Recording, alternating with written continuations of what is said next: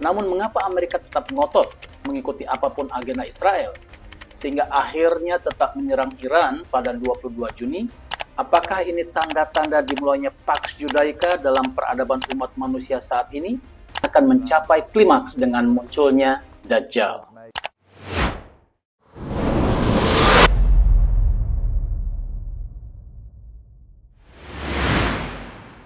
Assalamualaikum warahmatullahi wabarakatuh.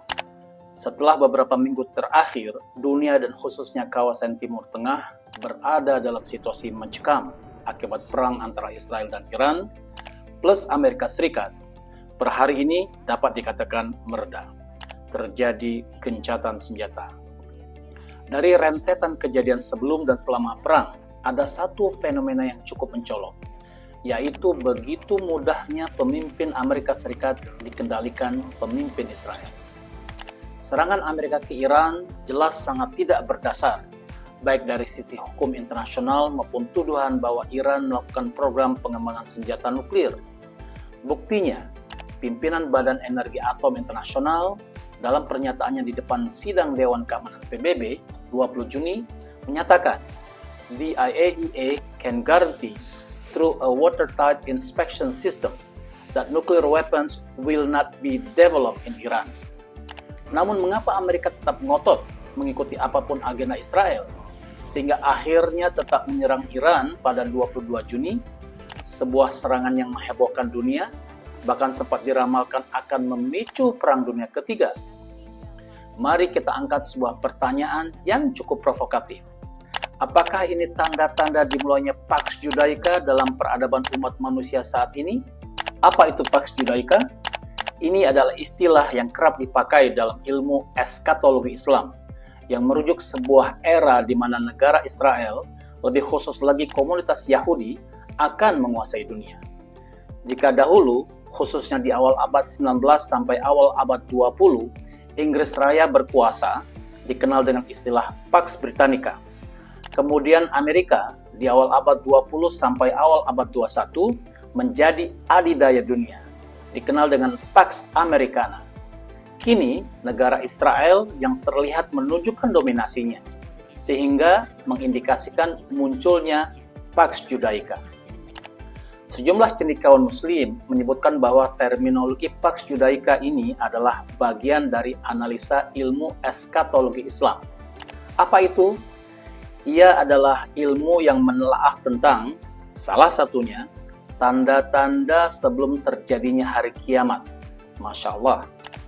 Untuk itu, mari kita mengupas fenomena perang di Timur Tengah dengan keterlibatan Amerika Serikat dan bahkan kemungkinan negara besar lainnya dari sudut pandang ajaran Islam, teori hubungan internasional, dan juga pandangan seorang pemikir eskatologi Islam terkemuka, Syekh Imran Hosein.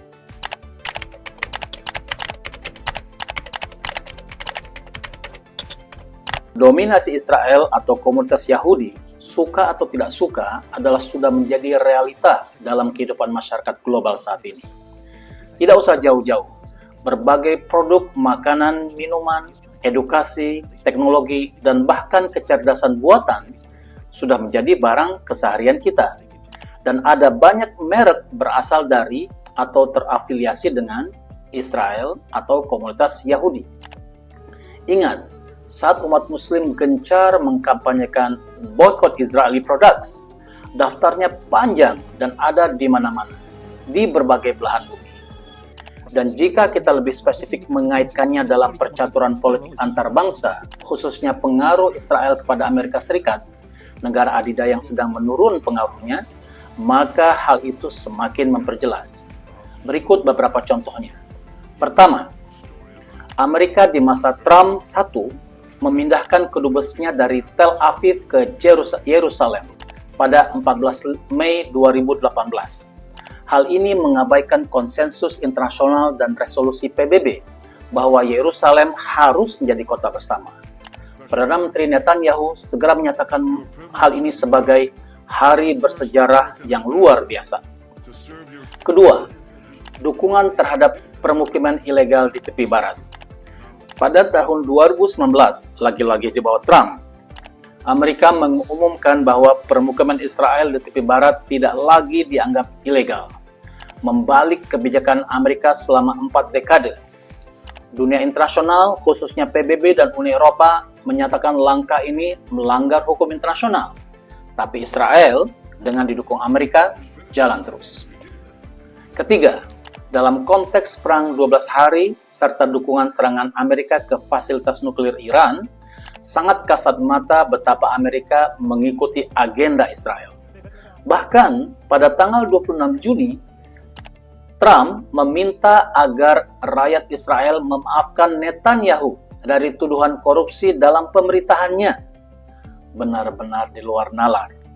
Tapi begitulah hebatnya kendali Zionis Israel terhadap Amerika Serikat.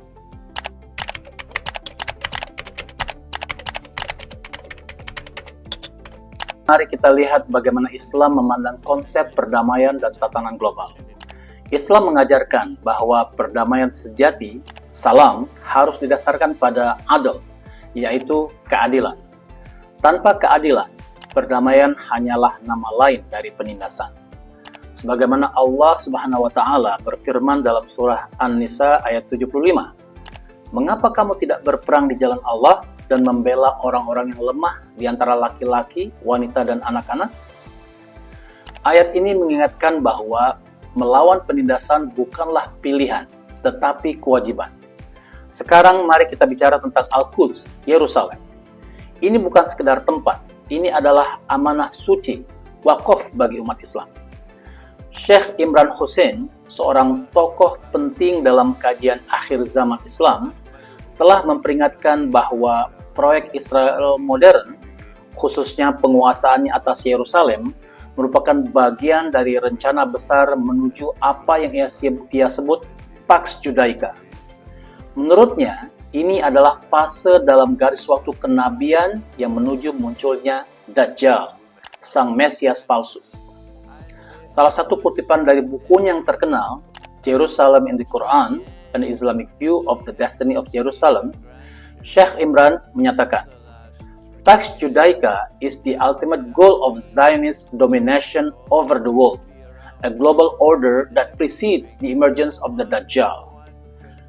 Artinya, Pax Judaica adalah tujuan akhir dari dominasi Zionis atas dunia, suatu tatanan global yang mendahului kemunculan Dajjal. Kita akan kembali membahas pandangan Syekh Imran secara lebih mendalam nanti. Tapi untuk saat ini, ingatlah, Islam menekankan perjanjian yang adil, saling menghormati, dan bermartabat. Nabi Shallallahu Alaihi Wasallam telah mencontohkan hal ini melalui perjanjian Hudaybiyah, sebuah perjanjian fenomenal yang menggambarkan pentingnya diplomasi. Sekarang, mari kita alihkan perhatian dan melihat isu ini melalui lensa teori hubungan atau politik internasional. Menurut realisme, dunia digerakkan oleh kekuatan.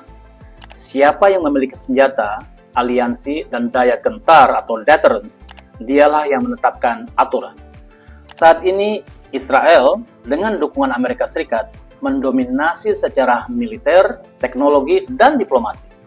Dari sudut pandang realisme, inilah Pax Judaica yang sedang berlangsung.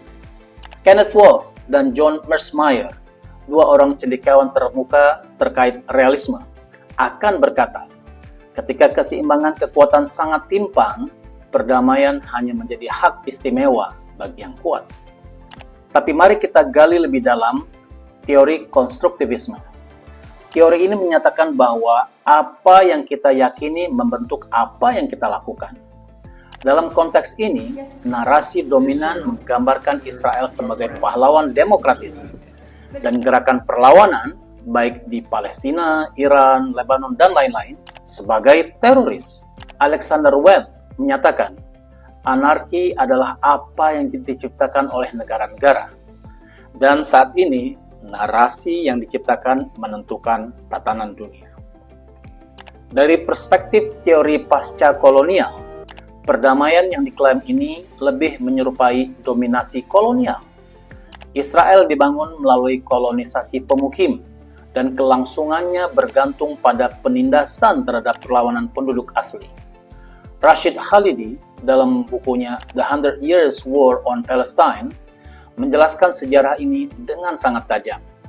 Dari sudut pandang ini, Pax Judaica bukanlah perdamaian, tetapi penjinakan. Bagaimana dengan PBB, Mahkamah Pidana Internasional? Mereka gagal menegakkan akuntabilitas terhadap Israel. Abraham Accords menunjukkan dimensi lain. Beberapa negara Muslim menjalin hubungan diplomatik dengan Israel, bukan karena keadilan, tetapi kepentingan strategis.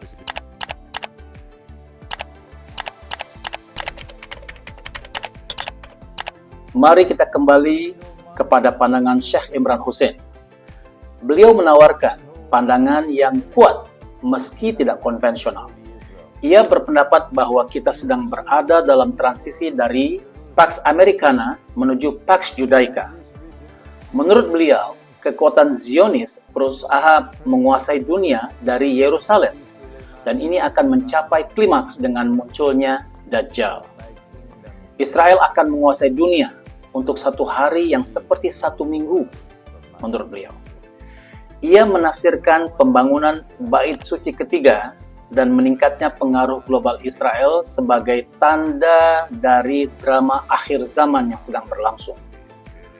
Topik ini mungkin akan kita bahas pada kesempatan lain. Namun, setuju atau tidak, ide-ide Syekh Imran Hussein mengajukan pertanyaan penting.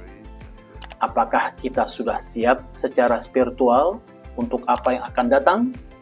Wallahu a'lam bishawab. Wassalamualaikum warahmatullahi wabarakatuh.